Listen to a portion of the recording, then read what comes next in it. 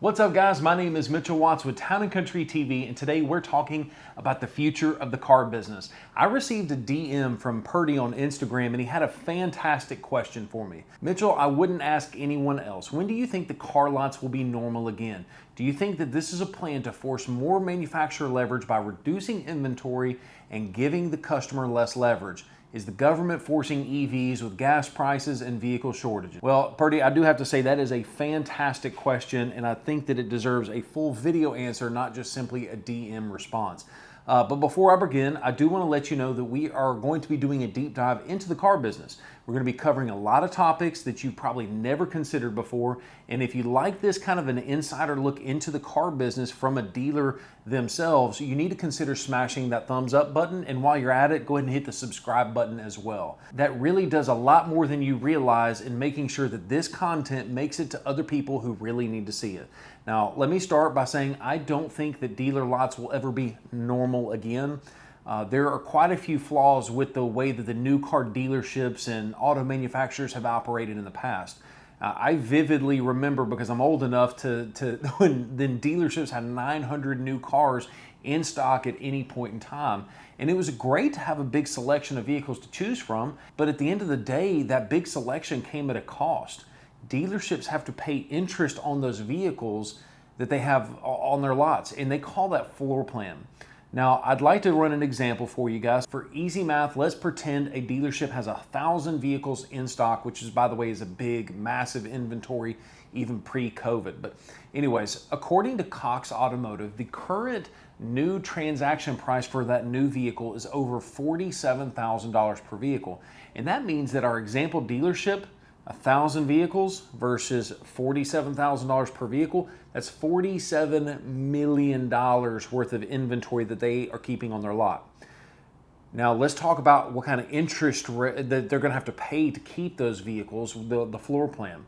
Now the floor plan can typically have like a slightly higher than prime interest rate. So for the sake of this example, let's use a 5.5% APR, annual percentage rate. If you take that $47 million worth of vehicles that we just talked about and you multiply that by the 5.5% interest rate, that dealership is going to spend $2.6 million just in interest. And that's just to have that wide variety of vehicles to choose from. Let's break that down to the ridiculous. $216,000 is going to be spent every month on interest. And that's a hard cost that's got to go somewhere. In dealerships, they're going to pass that on to the consumer. They're not going to take the hit for it. If dealers are able to sell their vehicles faster, they're able to avoid that cost, and this will lead to more dealer profitability. But it can also lead to a better deal for the consumer once that inventory shortage is balanced out a little bit more. And speaking of dealer profitability, let's talk about price collusion. First off, this video is in absolutely no way, shape, or form designed to promote price collusion. That's not legal, and this video is really just for informational purposes only. So now that I've got that legal jargon out the way, let's tell you what I really think. I just think that we're in a weird market, a very, very unique market. There are many more buyers than there are vehicles. And what I keep going back to is like my middle school economics class, supply versus demand. Now, this isn't dealers like price fixing or colluding to get prior prices, but because there are way more customers than there are vehicles, it's allowed a lot of dealerships to charge over MSRPs.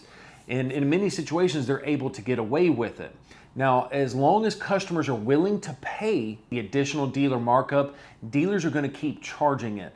Now, I do think that that is a short-term play. Yeah, you might have crazy profitability in the short term, but I think you're going to piss off that customer. Pardon my French, I know they're supposed to be like G-rated, but I think you're going to piss off that customer where they might buy that one vehicle, but they're never going to come back to see you again once this all weirdness kind of subsides. If you are new to our dealership, I do want to let you know that like we don't charge over MSRP on any of our customer orders. Not the Bronco, not the Bronco Raptor, not the F-150 Lightning, just to name a few. Now, we don't think that it is okay to charge customers over MSRP for a vehicle that they're willing to order and wait for. But with that being said, I also think that it's hilarious that the people who complain the hardest about dealer markups are the same ones that'll gladly take the extra profit and sell their vehicle in a hot market. I just think that's kind of funny. But now that I've got that out of the way, I want to run another scenario by you. If you have a house for sale and you have 8 offers the very first day that it's listed for sale, and let's just say like the highest offer is $350,000, but all of those offers are way above your asking price. Let's say you just listed it for $320,000. If Zillow comes back in and they say, you know what, I think your house is only worth $290,000, you're not about to pass up on a $350,000 offer just because Zillow thinks that your house is only worth $290,000 because that is their suggested retail price. Supply and demand is what dictates the price of an item in an open market. And although we're not charging over MSRP for customer ordered vehicles, I actually do understand why many dealers do that. And by the way, there are so many news articles running around right now on the internet about how the CEO of Ford Motor Company wants to kill off the Ford dealers. They want to get rid of the dealership experience as we know it. Jim Farley has confirmed that they intend to sell EVs entirely online with no haggle pricing. So many news articles took a presentation that Jim Farley gave and they're really twisting the truth for the sake of getting more clicks. Ford is going to be changing their business model a lot over the next 36 months. In fact, I personally believe they're going to change it more in the next 36 months than the car business has changed over the last 10 years combined. Ford has already announced that they are splitting the company into 2 legs. I mean, this is huge. I don't know that Ford's ever done this. They're separating it into Ford Model E for electric vehicles and Ford Blue for ICE vehicles.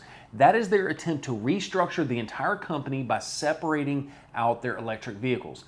Now, numerous Ford executives have reassured the public and the dealership body that they have a competitive advantage to these smaller EV startup companies, and that is the dealerships. There are approximately 3,100 Ford dealerships across the country, depending on when you're looking at it. I understand a lot of people don't like the traditional process of buying a car at a dealership. They don't really like, the whole haggling and all of that kind of stuff. But I will tell you that there are some serious benefits to having a dealership close by. For instance, like let's say you buy a new F-150 Lightning and you need to take it in for service. You've got access to dealerships across the country that can help you if you get into a bind. And in the state of Alabama alone, there's over 30 Ford dealerships to choose from. Now you compare that to the Rivian R1T, which by the way is an incredible vehicle. I do think the Lightning is better, but the Rivian is an awesome vehicle. But let me ask you this, where do you take that truck if a computer module goes bad and they can't do an over-the-air update? You have to take it in for physical service. The closest Rivian service center to me is 9 hours away in Orlando, Florida. That's a long ride on a flatbed truck just to get a module swapped out. That alone would cause me to consider the F-150 Lightning more. But let's get back to selling EVs for a second. Jim Farley has mentioned that they want to sell EVs entirely online with no haggle pricing and direct to consumer. And to that, I say bring it on. I mean, our dealership is pretty much already doing that. You can place an order for a Mach-E online right now. You can place an online order for a Lightning right now. Well, I guess temporarily the order banks are shut down, but you get the point. When the vehicle arrives, we have the ability to do all the paperwork, all over the phone remotely. You can do it on the comfort of your smartphone if that's something that you want to do. And we can even deliver the vehicle to you, to your front door. We can make it to where you'll never have to physically see a salesperson. And what I just outlined is exactly what Ford wants to do. They want to make it easier for consumers to be able to transact. They want to make it easier for customers to be able to buy a vehicle. Now, this process is likely still going to involve the dealerships, but those dealerships are going to have to agree to this new business model. Our dealership, for one, we're actually really excited about this because, like I said, we're already kind of doing it. But anyways, I just wanted to make sure that I covered in detail what I meant by when I said that I don't think that dealers will ever go back to the old way of selling cars. No large inventories, no negotiating, no hassles, and you get to order exactly what you want. But now, let's talk about why the manufacturers don't want things to get back to normal, because there's a big incentive for that too. For this example, I want to talk about the #1 selling truck in the United States for 45 years running, the Ford F-150. Anyways, in 2019, Ford sold nearly 1 million F-150s. But let's go conservative. We'll just use a nice round 900,000 sales. And if I had to guess, I'd say that the average rebate for that 2019 model is probably about $5,000 if I had to guess. Compare that to today. Ford really isn't offering any rebates at all. So if Ford Motor Company is saving $5,000 per truck sold, times that by 900,000 trucks, if my redneck arithmetic is right, that's $4.5 billion that they save in a single year. What if I'm half wrong? They're still saving $2 billion, and that's just on the F-150 alone. And they're selling a lot more than the F-150. Keep in mind that rebates are 100% funded by the manufacturer, and it has nothing to do with a discount that a dealership may or may not be willing to give you. So reducing rebates is money directly tied to the pockets of Ford Motor Company.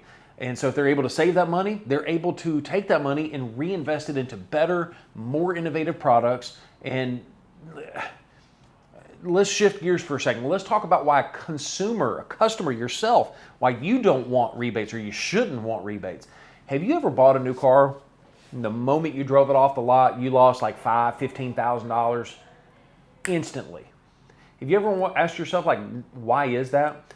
The first reason is that a car is a depreciating asset. Always has been, always will be, outside of this really strange world that we're in right now. But in normal times, it depreciates no matter what. Usually when a manufacturer dumps big rebates, it will help them sell the overstocked inventories that they have. But they're effectively lowering the price of that vehicle by the $5,000. And not only are they lowering the price, they're also lowering the value of the vehicle by $5,000. Basically, it's kind of like them saying, yep, here's $5,000 back because we never really thought it was worth that. No, I shouldn't say that, but I did. Anyways, so now, so let's pretend for a second that now that Ford has put that $5,000 rebate on that F-150, and so now you can get that F-150 for an extra $5,000 off. Your used F-150 automatically depreciated by at least that much.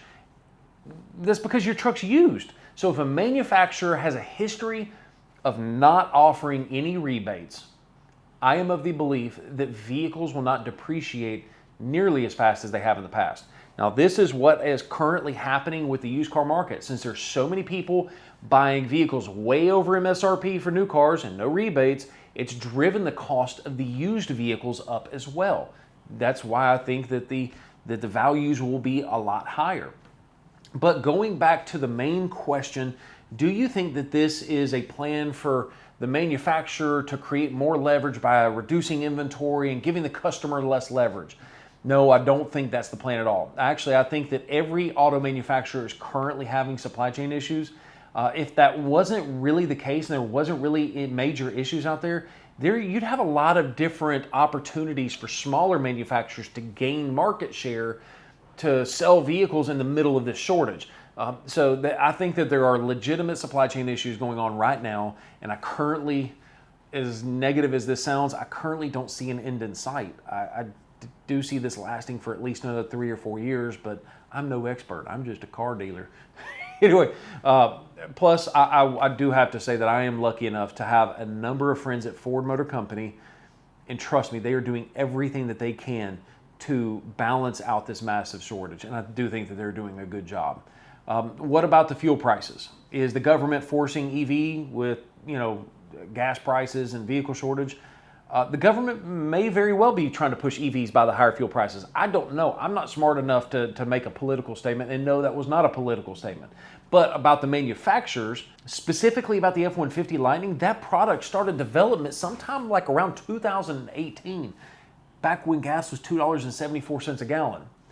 And I think the reason that Ford and other manufacturers are really moving towards EV is purely because of what the thing is available, like what can it actually do? What's it capable of? And I think that the timing of the F-150 Lightning is just complete coincidence. But keep in mind that electric vehicles are not for everybody. But if you can work it into your lifestyle, it is in many ways a superior product. EVs have more torque, which comes on instantly. They're faster, more convenient, and they have some unique features. Like in the case of the F-150 Lightning, your house provides power to your vehicle when things are good. But when times are bad, the truck can actually power your house for up to a week. I think that's a really cool feature you're never going to get out of an ICE vehicle. Now, at the end of the day, what do I think is the solution? In regards to selling EVs specifically, I think the F-150 Lightning is going to make a lot of people consider EV for the first time ever. I think like EV adoption will happen slowly enough, hopefully, that these EV, or the electrical grids rather, will be able to keep up and they'll be able to make improvements and hopefully be able to sustain it. But in regards to the car business in general, I think the customers, the manufacturers, and the dealers could really benefit by finding some kind of a middle ground. First, we need to find a way to relieve the pressures that the supply chain is creating. Next, we need the manufacturers to find an ordering system that is extremely efficient and reliable. And if we go to that system, we need to prioritize the ordering vehicles first. But at the end of the day, we need to be able to provide that customer with a pretty accurate timeline of when they can expect to see that vehicle. In addition to that, I do think that we need to stick to MSRP pricing across the board, with no rebates, by the way. That means no discounts. That also means no additional dealer markup. It creates more trust, more transparency, and really at the end of the day, the customer will have a higher residual value for all the things I just got through mentioning. And the profitability of the dealerships and the manufacturers, I think those will be fair and reasonable. And there you have it, a very detailed answer for a very short question. If you found any information in this video entertaining or helpful at all, please consider hitting that like button. You have no idea how much this helps promote the video to other people who really need to see it. And don't forget to share the video, that does help as well. Hopefully through this YouTube channel, more dealerships will start behaving because we're not all bad. And don't forget to subscribe to the channel with the bell notification turned on so you don't miss a single video. Peace.